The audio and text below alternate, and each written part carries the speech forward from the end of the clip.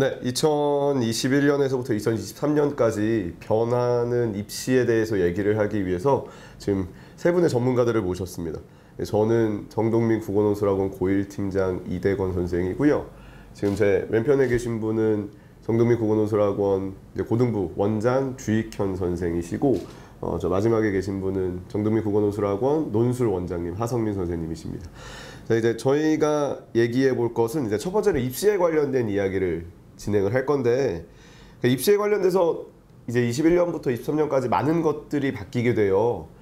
이제 첫 번째로는 어떤 게 있을까요? 제일 크게 주목해야 될 점은 학생부 간소화. 네, 그렇죠. 학생부 간소화가 있고, 그 다음에 이게 뭐 법적으로 강제적인 사항은 아닌데 정시 인원을 정시 선발 인원을 40%까지 확대하겠다는 거. 맞죠. 그리고 실제로 여러 대학들에서는 현재 이제 서울 이제 16개 대학에서는 40%까지 늘리겠다. 라고 이제 거의 얘기를 해놓은 상태고요. 정시가 지금 한 23% 정도인데 40%까지 늘어나는 건 굉장히 많이 한 2배수 정도 늘어나는 거라 가장 크게 주목해야 될 지점이 아닌가 싶습니다. 논술이나 이런 것도 좀 하나 관련해서 말씀드리는 거는, 일단은 학생부가 간소화되고 수시가 축소되고 정시가 늘어난다 이런 거보다는 좀 원칙적으로 입시라는 거는 성적 중심이기 때문에 결국 학생부 교과든 종합이든 내신이 중요하다는 원칙을 꼭 확인하셔야 되고, 정시 같은 경우도 아무리 인원이 늘어난다고 하더라도 입시는 상대평가잖아요. 그러니까 상대평가라는 건 결국 줄서기 때문에 자기가 어떤 갖고 있는 학생들의 원점수가 움직이는 것도 물론 중요하지만, 그거보다는 전체적인 어떤 그 집단 속에서 내 위치가 어딘지를 정확히 확인하는 게 중요합니다. 더불어 논술도 지금 뭐 이제 많이 오해하시는 게 폐지라는 어떤 이 단어만 많이 보셨는데, 실제 폐지보다는 축소라는 성향이 더 강해지고 있으니까요. 그 점 꼭 아셔야 될 것 같고요. 그 다음에 올해 2학년들이 내년에 시험 볼 때는 논술이 오히려 대학이 더 늘어나게 됩니다. 그리고 이제 인원은 축소되는데, 인원이 축소된다라는 게 한 학교에서 뭐 100명, 200명씩 사라지는 게 아니라 학교당 3명, 4명 정도밖에 안 주는 거니까 논술은 폐지라기보다는 축소라는 기조를 꼭 기억하셨으면 좋겠습니다. 그리고 궁금한 게 학생부가 간소화 됐는데 이 시국이잖아요. 이게 학생부에는 어떤 영향을 줄 수 있는지가 조금 궁금하실 것 같아요. 제 생각에는. 그러니까 코로나 때문에 이제 학교 활동에서 이제 뭐 동아리 활동이라든가 교과 관련된 어떤 활동을 학생들이 많이 못하게 되는데, 그럼 학생부 종합에서 도대체 어떤 상관성이 생기냐라는 걸 많이 궁금해 하시는데, 아까도 말씀드렸지만 원칙적으로는 내신이에요. 그러니까 이 내신이라는 걸 절대 잊으시면 안 될 것 같아요. 그러니까 학생부가 간소화되기 때문에 오히려 내신이라든가 그 내신과 관련된 발표 활동, 교과 활동 이런 것들에 대한 평가 경향이 더 강해질 거라고 봐요. 그러면 어떻게 보면은 학생부 교과랑 학생부 종합 사이에 그런 뭐 차이점 그런 게 많이 없어지는 거네요. 희미해질 것 같아요. 그럼 지금 이제 1, 2학년 친구들은 가급적이면은 내신 성적을 관리하는데 좀 많이 에너지를 쏟거나, 아니면 그게 아니라면은 정시나 논술 같은 걸 동시에 병행을 해줘야 되는 상황이라는 거네요.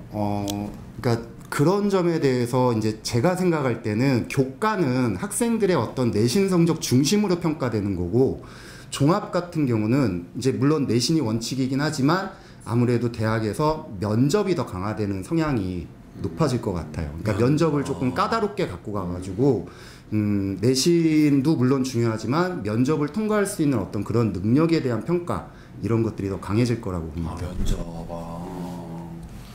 그럼 정리하면 어찌됐든 간에는 이제 수능 성적과 내신 성적이 가장 중요하고, 원칙이죠. 네, 원칙적으로 이제 가장 중요해요. 그러니까 사실 어머님들이 알고 계시는 것 중에서 이제 그런 경우가 많아요. 뭐 이제 내신이 4등급인데 서울에 이제 거점대학을 갈 수 있냐, 갔던 사례들이 있다. 그건 정말 일부분이거든요. 저희가 이제 이걸 업으로 살면서. 그러니까 사실 내신 성적이 가장 중요해지고, 종합 전역은 사실은 논술보다 훨씬 더 많이 축소화가 되기 때문에 한 6,000명 정도가 줄어들거든요. 그래서 이제 같은 시간 내에 최대한의 효율을 뽑으려면 비교과도 물론 중요하지만 교과가 훨씬 더 중요하다. 그리고 나중에 고3 갔었을 때는 면접 준비하는 게 굉장히 중요할 수 있다. 이렇게 정리하면 될 것 같습니다. 그러고 이제 국어가 바뀐 걸 봐야 되는데, 우선은 예시문항지가 발표가 됐죠. 네, 그렇죠. 발표가 발표가 됐죠. 그래서 지금 이제 필수 과목인 문학이 17문항, 네, 맞습니다. 그리고 독서가 17문항, 네, 맞습니다. 선택 과목이 11문항. 네, 맞습니다. 그래서 총 45문제는 유지가 돼 있는 상황인데, 우선 첫 번째로 조금 좀 보셔야 되는 게, 예전엔 1번부터 15번이 화법, 작문, 문법 순서였는데 네. 이제는 1번이 바로 문학이나 비문학이 나온다는 거죠. 맞죠. 그래서 문학이랑 독서가 먼저 지금 배치가 돼 있고 문제가, 그리고 선택 과목이 뒤로 빠져 있는 네, 맞죠. 그런 식으로 지금 배치가 돼 있는데, 우선은 풀어보셨을 때 어땠어요? 그러니까 아이들 입장에서는 정보량이 훨씬 더 많다고 느껴질 수 있고요. 왜냐면은 이제 언어와 매체하고 화법과 작문 쪽에서 화법과 작문이 글이 더 많아졌어요. 그래서 일단 시간이 좀 더 많이 쓰게 될 거고, 여러 번 생각하면 안 되는. 근데 문제 난이도 자체가 일단 예시문항이라서 그럴 수 있겠지만 난이도 자체가 그렇게 어렵지는 않은. 네, 그리고 기존의 틀에서 순서만 바꾸고 뭐 조금 더 분화시켜 놓은 거지 크게 본질적으로는 달라진 게 없다.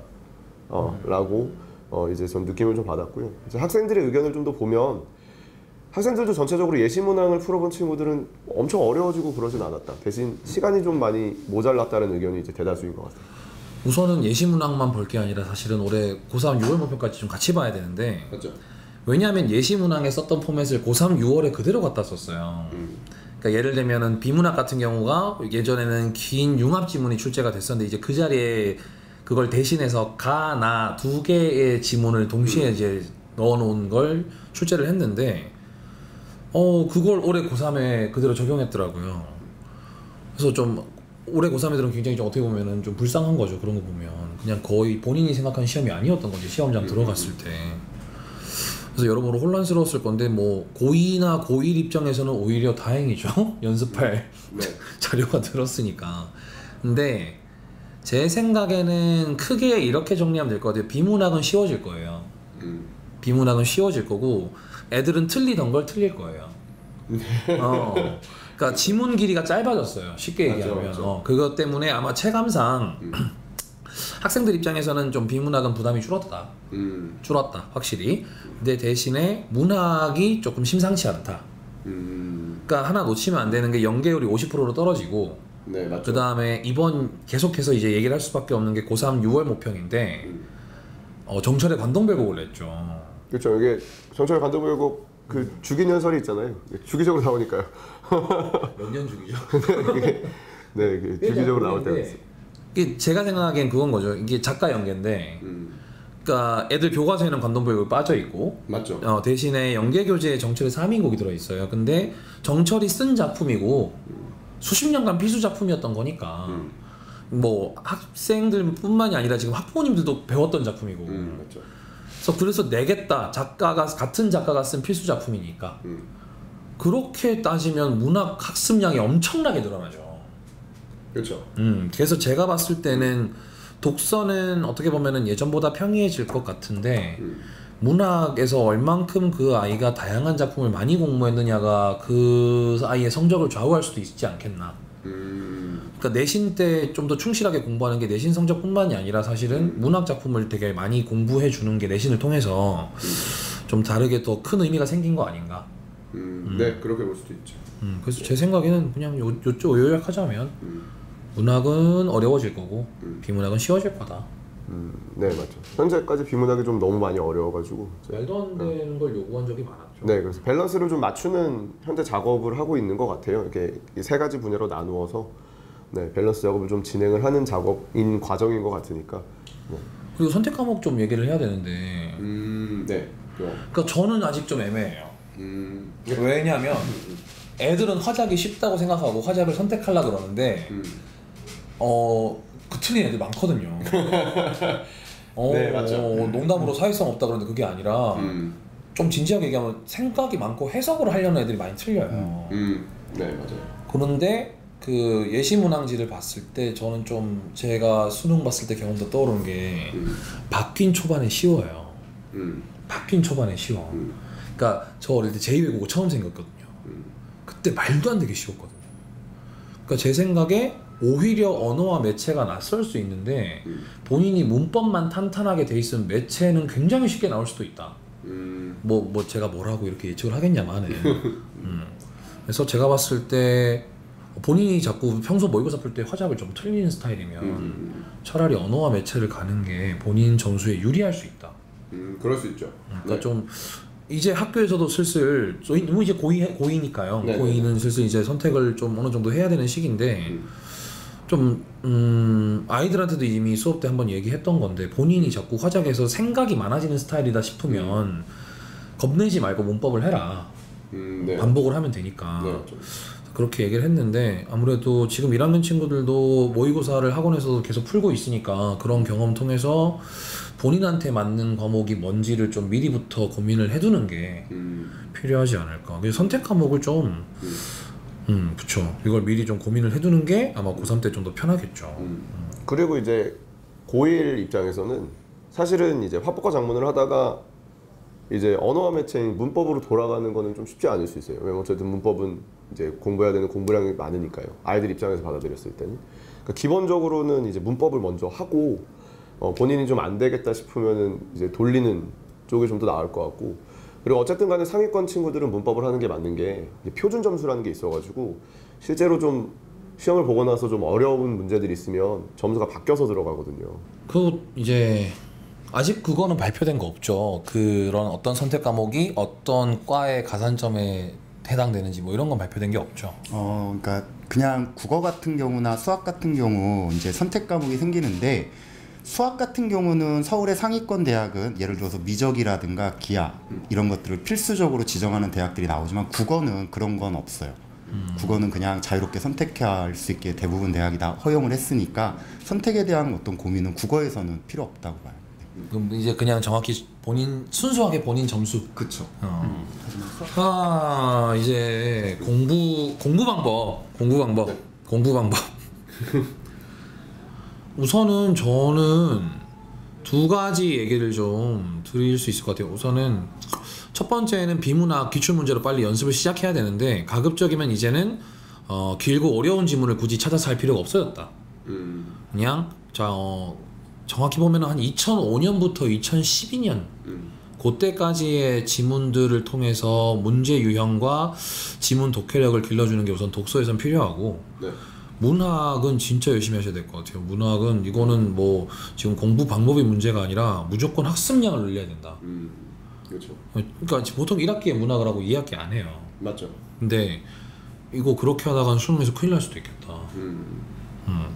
그러니까 고3 때 굉장히 어려울 수도 있을 것 같고요. 그 다음 국어는 제가 봤을 때 그래요. 취약한 부분은 지금 문학은 자습서든 아니면 작품 해설서든 뭐든 하나 붙잡고 꾸준하게 지금 작품 학습량을 늘려줘야 되고 독서는 기출문제 풀면 돼요. 선택 과목은 뭐 다시 한번 말씀드리지만 선택을 해라. 이제 좀 계속 고민만 하고 있고 선택을 안 한다. 선택을 해야죠. 선택을 안 해요. 맨날 물어보고 있어 인스타에서. 네. 이제 해야죠. 할 때가 됐어요. 물어본 지 1년 됐어. 아직도 안 해. 그 다음에 그러니까 저는 좀 다른 과목들도 빨리 만들었으면 좋겠어요. 그러니까 저는 어디서 들었는데 영어를 2학년 끝날 때까지 93 이상은 나오게 만들려고 그러더라고요. 그래야 사실 이제 안정적으로 1등급이 나온다는 거죠. 고3 때. 근데 사실 정시가 확대되면 영어 1등급 이게 절대평가니까 제외하면 나머지 사실상 300점 싸움인 거니까 이게 쉽게 얘기하면 영어 1등급이 전제에 깔려야 된다는 거죠. 맞죠. 그래야 나머지에서 좀 더 유리한 고지를 선점할 수 있는 건데 안 해요. 그러니까 영어를 안 하는 것도 안 하는 거고 나머지도 이제 그러니까 결국에 국어 100점, 수학 100점, 탕구 두 과목에서 100점. 네, 맞죠. 인데 이제 애들이 보통 수학이랑 국어를 하죠. 그리고 국어 수학은 이제 많이 또 수업 시간을 통해서 강조할 수 있는데 맨날 놓치고 이제 고3 때 저는 좀 답답했던 게 탐구를 안 해요. 이건 저도 매우 공감을 해요. 그러니까 저는 답답했던 게 탐구 점수 얘기할 때 이런 식이야. 그러니까 6월달 모의고사에 망쳤어 탐구를 말도 안 되게 망치고 가지고 그런 얘기 한다니까 9월달에 점수 이렇게 올리면 네, 맞아요. 좋은데 갈 수 있지 않겠냐 그런 얘기 하니까 네. 하쌤도 뭐 그런 얘기 많이 들으셨을 것 같아요.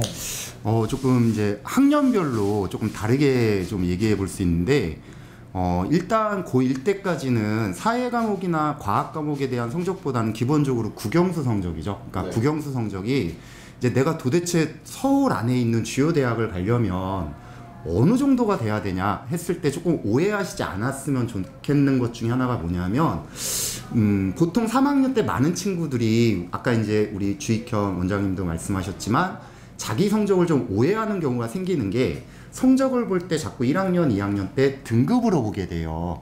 그러니까 그러다 보니까 어떤 문제가 나타나냐면 이런 거예요. 그러니까 예를 들어서 2학년 때까지 수학 성적 모의고사 수학 성적이 뭐 83점인데 1등급 나와요. 그러면 이제 학생들이 어떻게 생각하겠어요? 자기가 수학을 잘한다 못한다? 잘한다고 생각해요. 그러다 보니까 원점수보다는 등급에 치중하다 보니까 자기 실력을 객관적으로 보지 못하고 자꾸 환상을 갖게 되는 거죠. 아, 나는 수학이 1등급이야 이런 식으로. 근데 이제 3학년 올라오고 6평, 9평을 거치면서 83점을 계속 맞았는데 어떨 때는 2등급 또 재수없어서 실수하면 3등급까지 떨어지니까 당황하기 시작하죠. 그러니까 이제 아까 얘기했지만 지금부터 2달 열심히 하면 다시 1등급 맞을 수 있어. 이런 말도 안 되는 얘기가 나오기 시작하는데 그래서 이제 1학년 때는 기본적으로 서울 안에 있는 주요 대학을 어느 정도 돼야지 갈 수 있느냐. 그냥 국어, 영어, 수학 원점수가 90점, 원점수 때가 90점 이상이 계속 유지되는 친구들. 모의고사에서. 네, 모의고사에서. 그리고 2학년 때도 마찬가지로 90점 이상의 원점수를 계속 유지하는 게 중요하다고 생각을 해요. 그리고 이제 3학년 때는 조금 달라지는데 그래도 기본적으로 6평 때까지는 원점수가 90점대 이상을 유지해야지 어느 정도 상위권 대학을 생각해 볼 수 있다라는 거를 꼭 기억했으면 좋겠고, 그 다음에 이제 내신 같은 경우에도 많은 학생들이 이제 3학년 올라와서 많이 오해하는 것 중에 하나가 뭐냐면 내신이 자기는 열심히 했으니까 뭐 2.7등급 9등급이니까 이거 교과나 종합 쓰면은 내가 좋은 대학 갈 수 있지 않아? 라고 생각해요. 근데 입시의 모든 원칙은 아까 시작할 때도 말씀드렸지만 상대평가예요. 그러니까 전국에 있는 고등학교에서 내신이 2.9등급 이상의 친구들이 줄을 서는 거죠. 줄을 서가지고 입시에 대한 어떤 전략과 이런 것들을 각자 다 찾아가지고 이제 경쟁하게 되는 과정이다 보니까 쉽게 얘기해서 내신이 2.5등급 이상 일반 고등학교에서 2.5등급 이상에 들지 않는 친구들은 교과나 종합에서 좀 많이 불리하다고 생각하는 게 좀 나을 것 같아요. 아까도 시작할 때 학생부 교과 전형과 종합 전형에서 원칙적으로 학생부의 내신을 바탕으로 평가하는 성향이 강해지기 때문에 어느 정도 높은 내신을 전제로 해야 된다라는 걸 생각한다고 한다면 자기 내신이 한 2.5등급 이상은 돼야지 교과든 종합이든 어떤 것들을 내가 해볼 수 있겠구나 라고 생각하는 게 일단 원칙적으로 그렇게 생각하는 게 낫고, 더 구체적인 건 3학년 올라오면서 모의고사를 볼 때마다 그때그때 결과를 바탕으로 좀 생각해 볼 필요가 있는 거죠. 미리 만들어뒀으면 좋겠어요. 그러니까 사실 만들어둘 수는 없을 거예요. 왜냐하면 바쁜 걸 나도 아는데 안 하잖아. 그러니까 이렇게 코로나 때문에 더 그래요. 애들 막 집에서 계속 새벽까지 공부를 한다고는 하는데 사실 절대적인 순수 공부 시간이 얼마 되겠냐고. 그러니까 저는 좀 가급적이면 빨리 긴장감을 가졌으면 좋겠어요. 이렇게 2학년은 무조건 영어 만들고요. 탐구 미리 시작하시고 탐구를 완성할 수는 없겠지만, 그리고 이미 잘 하고 있겠죠. 수학과 국어가 중요하다고 이미 강조되는 사회적 분위기니까 그것들은 조금 더 이미 하고 있었던 거에서 밀도를 더 했으면 좋겠다. 그리고 국어는 다시 한번 얘기하지만 어차피 기출문제는 학원에서 다 숙제로 나갈 거예요. 그거는 하면 되는 거고, 조금 개인적으로 보충을 해주자면 문학 작품을 좀 다양하게 공부했으면 좋겠다. 저는 이제 얘기를 좀 정확히 보면, 그러니까 이제 내신은 중간고사라는 기말고사라는 자기의 성적과 위치를 확인해 볼 수 있는 테스트가 있거든요. 근데 이제 모의고사가 예전에 비해서 좀 줄어서 1년에 2번밖에 안 봐요. 그러니까 아이들이 저는 환상이 좀 잡히고 난 이제 잘할 수 있어 약간 이렇게 되는 느낌인 것 같아서. 그리고 또 1학년은 종합적인 사고방식이 좀 중요하기 때문에 어떤 한 영역을 하는 것보다는 1학년 앞 공부하는 거에서 가장 중요하고 자기의 위치를 알 수 있는 건, 저는 그렇게 생각해요. 매주 모의고사를 푸는 거예요. 근데 매주 풀고 오답 정리하는 게 가장 중요하다고 보거든요. 매주 하는 내신 기간 한 2, 3주를 제외하고. 사실 근데 2학년도 지금 숙제로 모의고사 나가고, 1학년 같은 경우는 이제 월간 정독민이라고 해서 모의고사 책이 아예 나가요. 그러니까 최소한의 것이라고 봐요. 저는 그게. 그걸 계속해서 자기가 어떤 위치에 있는가, 나가 몇 점이 나오는가, 나는 이렇게 하고 있으니까 더 해야겠다. 그러니까 뭔가를 해야 하는 가장 최소한의 위치가 모의고사를 푸는 거라고 생각하기 때문에 그 정도만 해주는 게 어떤가. 바쁜 건 아는데 네, 그리고 가장 동감하는 건 저희도 이제 고3들 다 가르쳐봐서 탐구를 국어 수학 중요하고요. 네, 영어도 중요한데 탐구를 미루시면 안 돼요. 크게 발목을 잡힐 수 있다. 마지막으로 이제 국어학원에서 드릴 수 있는 말씀은 아닌 것 같지만 네, 나머지는 다 기본적으로 다 해야 하는 거라고 보고. 아니 걔는 진짜 1점 때문에 운단 말이야. 네. 아니, 여기서 맨날 울어. 그게 굉장히 중요합니다. 탐구를. 그리고 고2는 하나만 더 얘기하면 지금 이거 보고 있는 제 제자들 지금이 아마 제일 모르겠어요. 제일은 아니겠지만 힘들 겁니다. 이게 코로나 때문에 학교도 못 가고 그 다음에 잘 마음도 안 잡히고 그 다음에 모르겠어요. 이제 그런 게 어느 정도 익숙해져서 본인도 조금 뭐 이게 당연한 건가? 그런 생각을 할 수도 있겠지만 지금 계속 어쨌든 학교에서 수행평가를 또 요구하고 있고 그 다음에 기말고사도 어쨌든 준비해야 되는 상황이고 근데 2학년 때 많이 겪는 게 현타가 와요. 네. 현타가 와요. 그러니까 2학기 넘어가면 현타가 와요. 네. 그러니까 내가 안 한 건 아니고 되게 열심히 살았고 엄마 아빠의 기대에 부응해서 잘 해왔고 그렇게 해서 고등학교를 왔는데 고등학교에서 1년 넘게 해봤더니 나름 한다고 했고 잘 해왔고 잘한다고 생각했는데 정작 손에 잡히는 건 없어. 맞죠. 정작 남은 건 애매한 내신 성적 그 다음에 잘 오르지 않는 본인이 취약한 과목의 점수. 그러니까 심리적으로 굉장히 어떻게 보면 힘들 시기고 그게 아마 더해질 거예요. 2학기 때. 쟤들 듣고 있나? 더해질 겁니다. 지금이 피크가 아니에요. 그래서 저는 좀 힘을 냈으면 좋겠고 너만 그런 거 아니다. 그걸 잘 이겨내야 지금 되게 냉정하게 들릴 수 있었던 이야기들이 어느 정도 현실화되어 가며 너가 극복할 수 있는 문제가 되는 거지 지금 우왕좌왕하면 안 돼요. 그러니까 조금 냉정하게 생각하고 침착하게 생각해서 좀 스스로를 다잡고 그 현타를 좀 극복했으면 좋겠다. 그러니까 거기서 정말 손에 잘 안 잡히고 하기 싫고 그런 것들 때문에 진짜 안 하게 돼버리면